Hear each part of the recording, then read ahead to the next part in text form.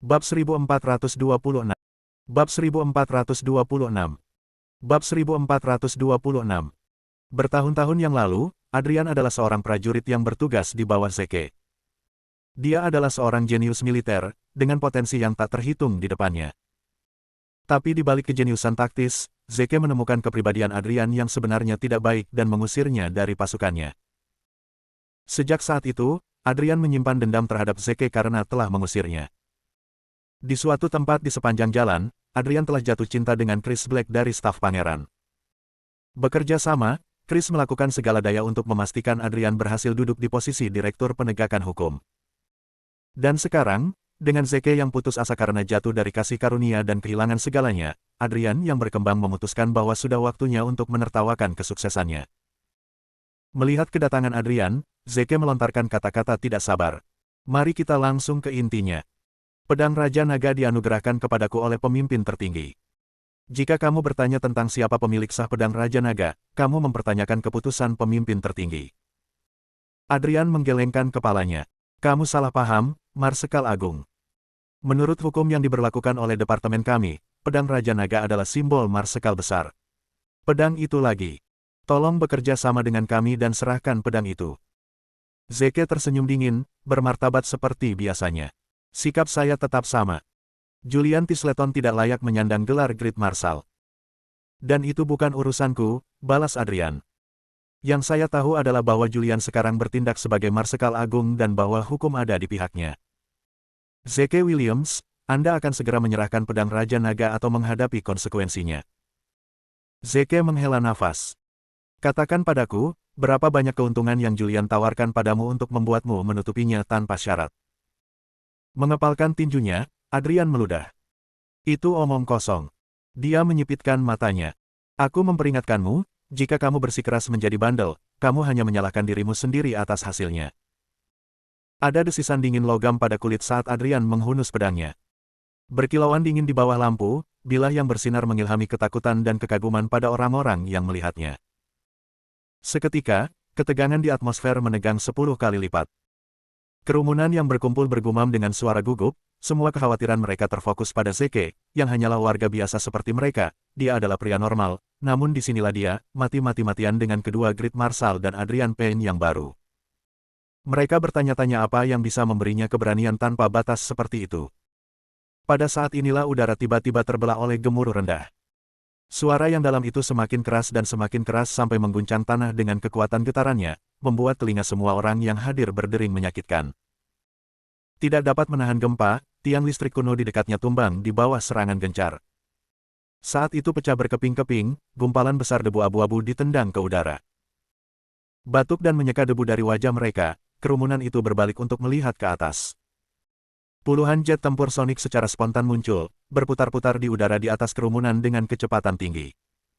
Knalpot mereka membentuk jalur panjang saat mereka terbang. Bisikan kebingungan mengalir di antara kerumunan seperti api. Mengapa jet tempur ada di sini? Siapa yang mengejar jet tempur? Ada lebih dari 10 jet tempur sonik di sini. Siapapun yang mendalangi operasi ini tidak hanya memiliki kantong yang dalam tetapi juga kekuatan yang luas. Waspada dengan situasi yang tiba-tiba, Julian bertukar pandang dengan Adrian, yang menggelengkan kepalanya singkat. Jawabannya jelas.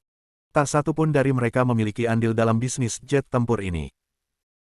Sebelum kerumunan benar-benar pulih dari keterkejutan jet tempur, tanah di bawah kaki mereka mulai berguncang dan berguncang lagi. Deru mesin bertenaga tinggi yang keras dan rendah bisa terdengar dari arah jalan timur. Itu menarik perhatian orang banyak dengan segera dan mereka melihat barisan demi barisan truk militer menderu di jalan dengan kecepatan lebih dari 100 mil per jam. Truk-truk berhenti di depan orang banyak, diatur dalam formasi yang teratur. Ada terlalu banyak truk untuk dihitung.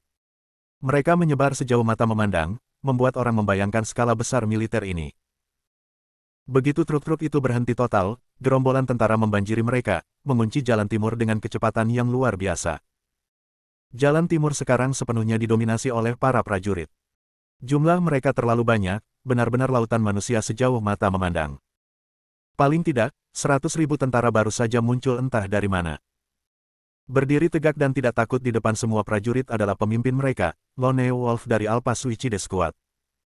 Dia melompat ke truk di dekatnya, dengan lesu mengamati pemandangan di bawahnya. Lone Wolf dari Alpha Suicide Squad melapor untuk bertugas, katanya. Elit penyendiri ada di sini untuk melindungi pedang Raja Naga. Kerumunan memberontak sebagai tanggapan, tetapi aksinya masih jauh dari selesai. Dari barat, suara ribuan mesin dan banyak kaki yang berbaris sinkron bisa terdengar. Sekali lagi, kerumunan itu berbalik untuk melihat ke barat sebagai satu kesatuan. 100.000 tentara sekali lagi muncul di jalan barat, mengunci secepat jalan timur. Sama mengesankannya dengan awan badai yang menutupi langit yang cerah, momentum mereka saat mereka maju ke depan dengan mudah mengintimidasi semua orang yang hadir. Serigala Tunggal, Jenderal Utara, memimpin serangan. Bab 1427.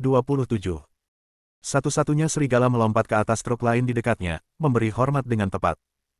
Serigala Tunggal dari pasukan bunuh diri Alpha melapor untuk bertugas, teriaknya jelas. Para elit tunggal siap melindungi pedang Raja Naga. Tak lama setelah itu, dua gangguan berturut-turut bisa terdengar dari utara dan selatan. Dua tentara lain, keduanya berkekuatan 100.000 orang, dengan cepat membarikade dua jalan lainnya. Serigala pembunuh dari pasukan bunuh diri Alpha melapor untuk bertugas. Elit pembunuh siap melindungi pedang Raja Naga. Skuad bunuh diri Alpha. Dalam sekejap mata, tempat yang sebelumnya kosong telah benar-benar berubah menjadi lautan manusia yang hidup, mengelilingi Zeke, Adrian, dan yang lainnya dengan aman. Gabungan, kekuatan keempat pasukan itu sama tangguhnya dengan yang terlihat dalam pertempuran antar negara. Hanya orang bodoh yang tidak takut, mengingat situasinya. Seperti itu, semua orang yang dikelilingi merasakan rasa takut yang sehat saat melihat begitu banyak tentara. Sungguh, Great Marshal akan selalu menjadi Great Marshal. Bahkan dicabut kekuasaannya dan dilucuti secara tidak adil dari gelarnya, dia masih memiliki pengaruh yang cukup besar, tetap setidaknya 3 langkah di depan dalam permainan. Dia tidak bisa diremehkan. Hanya kekuatan yang terkumpul dari 4 tentara di sini saja sudah cukup untuk mengobarkan perang internasional. Namun, ini hanyalah sebagian dari kekuatannya yang sebenarnya. Jika 10 Alpha dari Alpha Suicide Squad hadir dengan kekuatan mereka, kekuatan gabungan dari semua serigala kemungkinan akan cukup untuk mencabut seluruh Ateville dan membuatnya jatuh. Adrian menelan ludah dengan gugup. Zeke, apa-apa yang kamu pikir kamu lakukan? Mengumpulkan 400.000 tentara di Ateville, apakah kamu mencoba untuk memberontak? Memaksakan lini depan yang keras, Adrian terus menekan. Memobilisasi 400.000 tentara tanpa perintah langsung, membuang-buang uang dan tenaga. Aku akan menuduhmu melakukan pelanggaran. Betapa banyak omong kosong. 3 Alpha lainnya juga berkumpul di sekitar Adrian, menggeram saat mereka mengelilinginya. Jantung Adrian terasa seperti akan hampir lepas dari dadanya. Dia sangat menyadari bahwa Alpha dari Alpha Suicide Squad adalah pembunuh yang kejam, fanatik setia pada suatu kesalahan. Dan penerima kesetiaan itu tidak diragukan lagi adalah Zeke. Serigala-serigala ini akan merobek tenggorokannya dan memakannya hidup-hidup jika Zeke menginginkannya. Soul Wolf membuntuti lingkaran lambat di sekitar Adrian. Kami tidak datang ke sini karena Zeke meminta kami. Kami datang karena kami ingin. Berpura-pura bahwa situasinya tidak begitu saja lepas kendali, Adrian menguatkan dirinya dengan napas yang kuat. Jika kalian semua tidak ada di sini karena Zeke, lalu mengapa kalian mengumpulkan pasukan di Ateville? Serigala Tunggal tertawa terbahak-bahak. Kami dikenal sebagai pasukan bunuh diri Alpha, ya, tapi kami juga memiliki tugas lain sebagai pelindung pedang Raja Naga. Menyipitkan matanya, Serigala Tunggal melanjutkan, siapapun yang menyentuh pedang Raja Naga tanpa izin akan dibunuh kecuali mereka memiliki izin dari pemimpin tertinggi. Soul Wolf berhenti tepat di depan Adrian dan memelototinya. Apakah Anda memiliki otorisasi pemimpin tertinggi, Direktur Payne? Adrian menelan ludah lagi dengan gugup. Tidak. Tapi saya dapat meyakinkan Anda dengan keyakinan penuh bahwa kami bekerja sesuai hukum. Dia berusaha terdengar percaya diri. Hukum rahasia sendiri merupakan kehendak pemimpin tertinggi. Menegakkan hukum berarti saya menjalankan kehendak pemimpin tertinggi.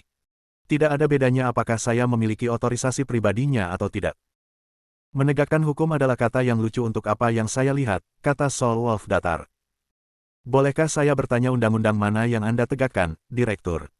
Atau pasal konstitusi kita yang mana yang berlaku untuk situasi saat ini?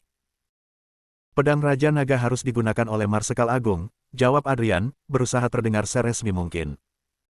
Sekarang Julian telah menggantikan Zeke sebagai Marsekal Agung yang baru, pedang Raja Naga harus diberikan kepada Julian. Dengan santai menarik pedangnya juga, Killer Wolf membuat pertunjukan yang disengaja dengan memoles pisau tajam dengan lap. Dia tersenyum gelap. Adrian, kenapa kamu tidak memberitahuku hukum rahasia mana yang mengatakan bahwa pedang Raja Naga harus digunakan oleh Marsekal Agung? Dalam sekejap, ujung pedangnya mendarat di bawah dagu Adrian. Killer Wolf memamerkan giginya. Jika kamu tidak bisa memberitahuku, ya, meninggalkan kepalamu juga bisa menjadi bentuk jawaban. Bernapas perlahan, Adrian sangat menyadari energi tegang yang melingkar di dalam pedang.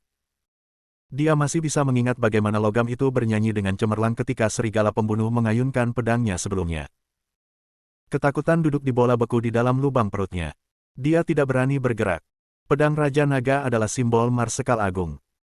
Itu lebih dari masuk akal bahwa pedang harus dipercayakan kepada Marsekal Agung saat ini. Itu bukan hukum tertulis rahasia, melainkan kesepakatan tak terucapkan dari orang-orang rahasia secara keseluruhan. Tradisi adalah hukum, meskipun tidak dicatat secara hitam putih. Jika lawannya sudah mati untuk mengeksploitasi celah itu, dia mungkin juga kebal untuk semua maksud dan tujuan. Adrian sangat ingin menggertakkan giginya. Sehat, pembunuh serigala menuntut. Ujung pedangnya menusuk lebih dalam ke lehernya. Belum cukup untuk mengeluarkan darah, tapi cukup membuat Adrian meringis. Adrian buru-buru berbicara, ini adalah kesepakatan bersama oleh orang-orang rahasia. Meskipun undang-undang ini tidak pernah diakui secara formal secara tertulis, itu mengikat seperti undang-undang lainnya. Persetan dengan kesepakatan bersama Anda. Killer Wolf menusukkan pedang ke tenggorokan Adrian. Aku benar-benar tidak setuju. Dia berbalik menghadap alfa lainnya, bertanya, Serigala Tunggal, Serigala Kesepian, keserakahan serigala apa katamu? Bab 1428. Alfa lainnya tersenyum, secara kolektif menggelengkan kepala. Nah, Adrian, kata Killer Wolf dengan ramah, ini dia. Jika Anda tidak dapat membuat undang-undang untuk mendukung Anda melakukan pengkhianatan. Dan hukuman untuk semua pengkhianat adalah dipenggal. Wajah Adrian langsung memucat dan dia terhuyung mundur. Kamu hanyalah sekelompok pengacau. Aku adalah Direktur Penegakan Hukum, otoritas tertinggi atas hukum di Rahasia. Tidak masalah jika aku melanggar hukum. Bahkan jika aku melanggar hukum. Hukum, tidak ada dari kalian yang memiliki wewenang untuk menghukumku juga. Serigala Tunggal angkat bicara. Tidak ada otoritas. Kami tidak keberatan. Hidup untuk satu kehidupan juga bekerja untuk kami. Senyum liarnya menjanjikan Adrian bahwa mereka mampu memenuhi janji itu. Setelah melihatnya, pikiran Adrian larut menjadi dengungan yang tidak jelas. Bajingan itu benar-benar serius tentang hal itu.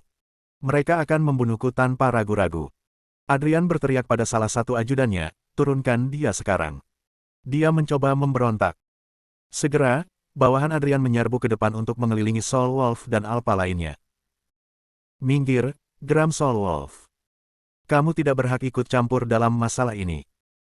Ketujuh pengawal Adrian berdiri tegak, menggelengkan kepala.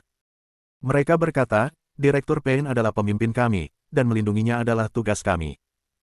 Jika kalian berempat berniat mencelakainya, jangan mengharapkan pengekangan dari kami. Serigala Tunggal mengutuk keras. Apakah kalian bertujuh buta? Kalian semua adalah aksesori untuk kejahatannya sekarang, dan akan dihukum seperti dia. Dengan demikian, kedua kekuatan dipaksa menjadi jalan buntu yang tegang di mana pemicu sekecil apapun akan memicu pertempuran yang menghancurkan. Departemen Penegakan Hukum adalah otoritas tertinggi dalam penegakan hukum di Rahasia, sering berurusan dengan pelanggar hukum yang membutuhkan penegakan hukum yang tegas.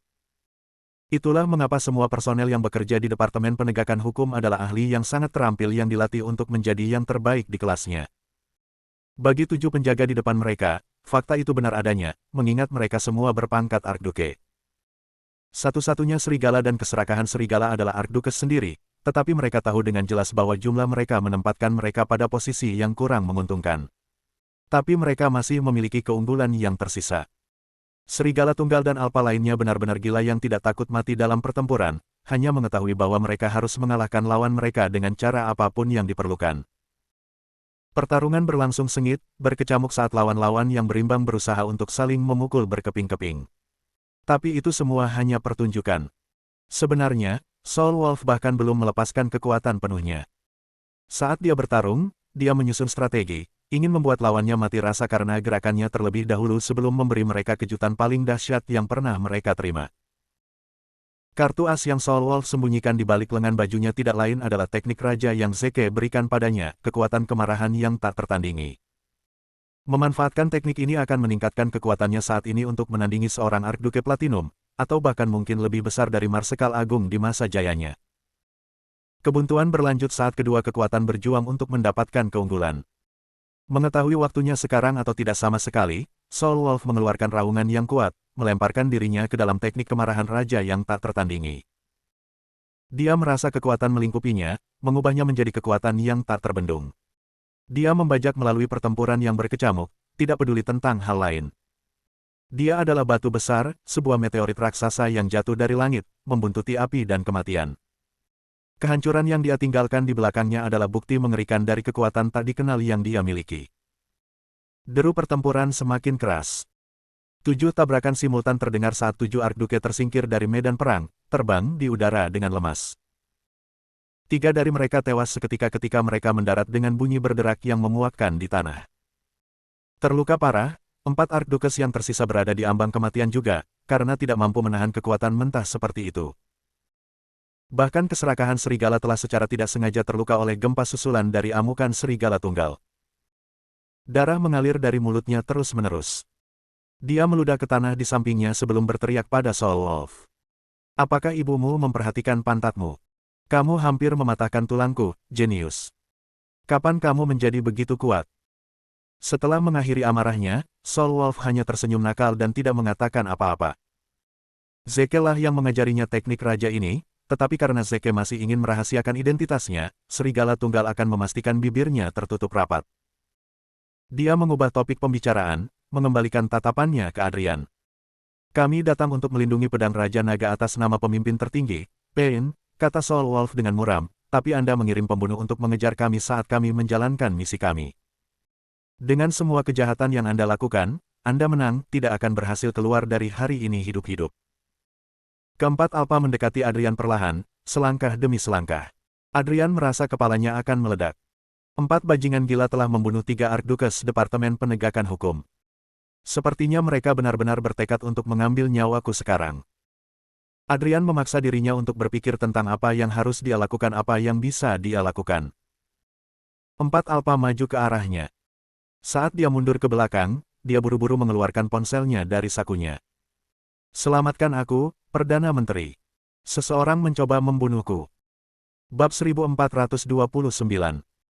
Hanya satu ayunan pedang serigala tunggal yang membuat ponsel Adrian berdentang di tanah. Pada saat yang sama, dia juga, tidak sengaja, membuat luka di pergelangan tangan Adrian. Lupakan menelepon Perdana Menteri, Soul Wolf mengancam. Bahkan pemimpin tertinggi tidak bisa menyelamatkanmu jika dia datang secara pribadi. Aura pembunuh dari 4 Alpha menekan Adrian, mencekiknya. Ekspresi Ares sangat hitam. Keberanian dari keempat hewan ini sangat menghina. Mereka sudah memastikan kuburan mereka digali dengan membunuh personel Departemen Penegakan Hukum. Dia tidak bisa hanya berdiam diri dan melihat keempat orang itu membunuh Adrian.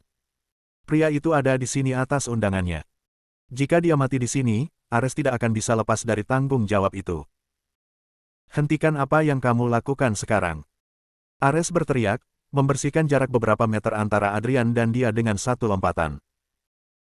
Mendarat di sisi Adrian, dia mengeluarkan energi yang terkumpul di tubuhnya dalam gelombang dahsyat yang disebut Aura Raja, mencekik semua orang dalam radius dan memaksa mereka turun. Serigala tunggal, yang berdiri paling dekat dengan Ares, berjuang untuk bernapas. Tapi tetap saja, keempat Alpha tetap berdiri menantang, tidak menunjukkan sedikitpun ketakutan di wajah mereka dan menolak untuk mundur. Bahkan saat dia berjuang untuk mendapatkan udara, Soul Wolf tetap berhasil melontarkan hinaan pada Ares. Kamu pikir kamu bisa melindungi Adrian, dasar orang tua. Binatang yang tidak berakal, bentak Ares, kemampuanku adalah kelas raja, jauh melampaui apa yang boleh kau hina. Biarkan ini menjadi peringatan untukmu. Adrian Pain adalah Direktur Departemen Penegakan Hukum. Dia adalah otoritas tertinggi tentang hukum rahasia. Dia mewakili kesucian berlapis besi dari hukum negara kita. Jika Anda membunuhnya, kejahatan Anda tidak akan dapat diampuni. Kami menjalankan perintah pemimpin tertinggi untuk melindungi pedang Raja Naga ketika dia mengirim pembunuh untuk mengejar kita. Jika ada, dia menentang pemimpin tertinggi. Soul Wolf meludahi kaki Ares. Dia harus dibunuh. Kamu memutarbalikkan fakta dengan tidak masuk akal, kata Ares dengan dingin. Adrian melakukan apa yang harus dia lakukan untuk melindungi dirinya sendiri. Tidak, kata Soul Wolf keras. Dia mencoba menghentikan kita dari menjalankan misi kita. Kita semua tetap melihatnya, bukan? Serigala pembunuh, keserakahan serigala, dan yang lainnya dengan cepat mengangguk setuju. Ares merasakan otot di pipinya berkedut khawatir. Tidak ada gunanya mencoba bernalar dengan hewan-hewan ini. Mereka tidak akan pernah tunduk pada logika atau fakta. Ares memelototi Zeke. Orang-orang biadab ini adalah prajurit terbaik yang bisa kamu latih. Sekelompok hewan yang tidak punya pikiran. Zeke tampak sangat senang, bahkan mungkin bangga. Tentu saja, dia telah melatih mereka. Keberanian mereka dalam pertempuran jauh melampaui prajurit manapun yang masih hidup. Lupakan Adrian, bahkan jika para dewa sendiri turun dari surga untuk melukai Alpanya, Zeke akan membunuh mereka semua sebagai pembalasan. Tapi tentu saja, Zeke tidak akan membiarkan mereka membunuh Adrian untuk saat ini. Untuk satu, serigala tunggal dan yang lainnya bukan tandingan Ares. Zeke bisa menyelamatkan mereka jika dia mencoba, tapi itu berarti mengungkap identitasnya sebagai prajurit kelas raja. Dia akan kehilangan lebih dari yang dia dapatkan. Selain itu, betapapun Zeke benci untuk mengakuinya, Ares memang memiliki poin yang bagus. Dari sudut pandang tertentu, Adrian memang mewakili kesucian berbalut besi dari hukum rahasia. Menghukumnya sampai mati begitu saja akan membuat sistem hukum mereka diolok-olok.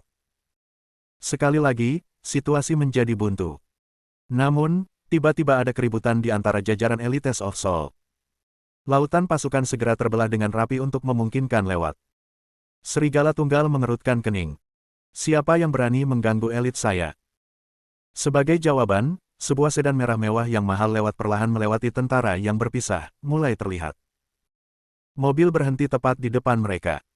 Pintu terbuka dan seorang pria tua melangkah keluar. Dia mengenakan jubah tradisional, memancarkan aura hormat seorang cendekiawan. Meskipun usianya sudah tua, matanya sangat cerah. Melihat kedatangan baru, wajah Adrian menunjukkan rasa lega yang luar biasa. Dia diselamatkan. Bala bantuan telah tiba. Orang-orang biasa yang telah dipaksa berlutut lebih awal ketika Ares melepaskan amarahnya membungkuk lebih rendah kepada lelaki tua itu, menyatakan rasa hormat mereka. Orang tua itu sebenarnya, Perdana Menteri. Perdana Menteri adalah mentor pemimpin tertinggi, dihormati dan dihormati di atas segalanya di rahasia. Dia mungkin tidak memegang posisi peringkat apapun di pemerintahan saat ini, tetapi reputasinya di Ateville tidak tersentuh. Pendapat dan sarannya, setiap kali dia berkenan menawarkannya, harus dipertimbangkan dengan serius, bahkan oleh pemimpin tertinggi. Adrian hampir tersandung dirinya untuk menyambut pria tua yang terhormat itu. Perdana Menteri, saya sangat bersyukur Anda ada di sini. Tolong, Anda harus membantu saya mendapatkan keadilan atas semua yang telah terjadi hari ini. Bertahun-tahun yang lalu, Perdana Menteri secara pribadi telah membentuk Departemen Penegakan Hukum untuk melindungi rahasia. Sebagai Direktur Penegakan Hukum, Adrian tahu dia bisa menganggap dirinya sebagai murid Perdana Menteri. Bab 1430. Adrian sangat yakin bahwa Perdana Menteri akan berdiri di sisinya. Sambil mengerutkan kening, Perdana Menteri memandang masa tentara Alpha yang hadir. Siapa yang memerintahkan ini terjadi? Otoritas dalam suaranya yang memerintah adalah mutlak. Adrian menunjuk jari menuduh di Soul Wolf dan Alpha lainnya. Mereka lakukan. Kemiringan kepala Soul Wolf hampir secara terang-terangan kurang ajar. Ya, saya melakukannya.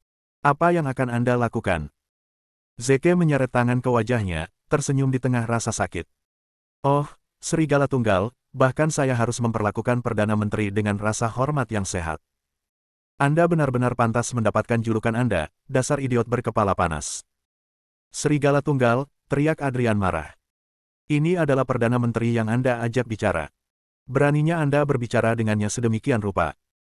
Anda harus menunjukkan rasa hormat kepadanya. Jadi bagaimana jika itu Perdana Menteri? Soul Wolf sama menantangnya seperti biasanya. Bahkan Perdana Menteri perlu tunduk pada alasan, bukan? Yah, aku punya alasan di pihakku. Aku tidak akan takut bahkan jika para dewa sendiri turun untuk memberikan penilaian. Kamu, kata-kata Adrian terhenti di tenggorokannya saat wajahnya memerah karena warna merah bata yang tidak menyenangkan. Perdana Menteri bertukar pandangan tertentu dengan Zeke di mana yang terakhir hanya mengangkat bahu tak berdaya. Perdana Menteri telah mendengar tentang Serigala Tunggal, Hotet, yang terkenal sebelumnya dan akhirnya dapat menyaksikan sendiri hari ini bagaimana tepatnya pria sembrono itu mendapatkan julukan itu. Karena itu, dia tidak marah. Dia bertanya dengan tenang, Serigala Tunggal, mengapa kamu membunuh orang-orang itu? Kejutan Soul Wolf yang tiba-tiba hampir terlihat, tetapi keangkuhannya yang biasa segera muncul kembali. Kami bertindak atas perintah pemimpin tertinggi untuk melindungi pedang Raja Naga. Tapi Adrian mengirim pembunuhnya untuk membunuh kami. Kematian personel Departemen Penegakan Hukum tidak perlu disesali. Jelas, tidak peduli apa yang terjadi, Serigala Tunggal akan berpegang teguh pada kenyataan bahwa mereka bertindak atas instruksi pemimpin tertinggi. Dengan nama pemimpin tertinggi mendukung mereka, dia sangat ingin melihat apa yang bisa mereka lakukan padanya. Wajah Adrian pucat karena marah. Itu omong kosong. Kamu ingin membunuhku, jadi aku meminta pengawalku untuk memblokirmu dan melindungiku. Yang kamu lakukan hanyalah mengarang masalah dan cerita liar. Kemiringan kurang ajar kepala Soul Wolf telah kembali dengan kekuatan penuh. Oh, jadi maksudmu tindakan kami atas perintah pemimpin tertinggi membuat masalah. Aku bersumpah, aku akan membunuhmu jika kamu menghina pemimpin tertinggi lagi.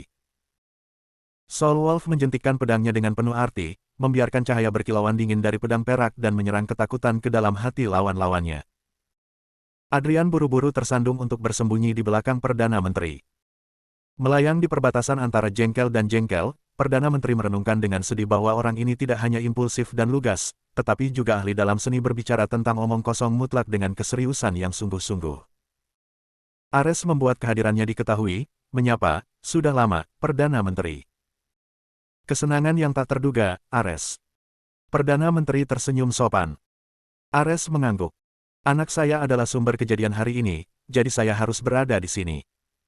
Saya dapat bersaksi bahwa benar bahwa Serigala Tunggal berusaha membunuh Adrian. Dan karena itu, Adrian terpaksa memerintahkan bawahannya untuk melindunginya. Namun, kata Ares dengan dingin, tidak ada yang mengira Serigala Tunggal memiliki keberanian untuk membunuh 3 prajurit Departemen Penegakan Hukum di tempat. Kau berada di pihak Adrian, Ares, Wall Street angkat bicara. Tentu saja kamu akan membelanya. Jika itu yang kamu inginkan, saudara-saudaraku dan aku juga bisa bersaksi dan kami bersumpah bahwa apa yang dikatakan Soul Wolf adalah benar. Ares hendak membalas ketika Perdana Menteri mengangkat tangan untuk diam. Jangan takut, aku mendengarmu. Tapi aku punya nasihat sendiri untuk disimpan. Dia melirik Zeke dan berkata, saya percaya Anda berada di tempat kejadian sekarang juga, Tuan Williams. Siapa di antara mereka yang mengatakan yang sebenarnya? Bukan itu intinya, kata Zeke berat. Intinya adalah seseorang mencoba mengambil pedang Raja Naga dariku. Perdana Menteri menunjukkan ekspresi keterkejutan yang hampir tak terlihat. Dia mengetahui fakta bahwa Zeke masih menjadi prajurit nomor 1 rahasia, master dari kelas Raja. Pedang Raja Naga dianugerahkan kepadanya oleh pemimpin tertinggi bertahun-tahun yang lalu. Dan sekarang setelah Zeke benar-benar menguasai kelas Raja, dia yang menggunakan pedang Raja Naga hanyalah hal yang wajar.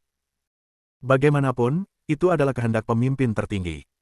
Jika Perdana Menteri tidak sopan, dia akan mengatakan bahwa mencoba mengambil pedang Raja Naga dari Zeke sama saja dengan pengkhianatan. Adrian memang bodoh. Itu yang bisa dipastikan Perdana Menteri. Dia bodoh, tapi tidak bersalah.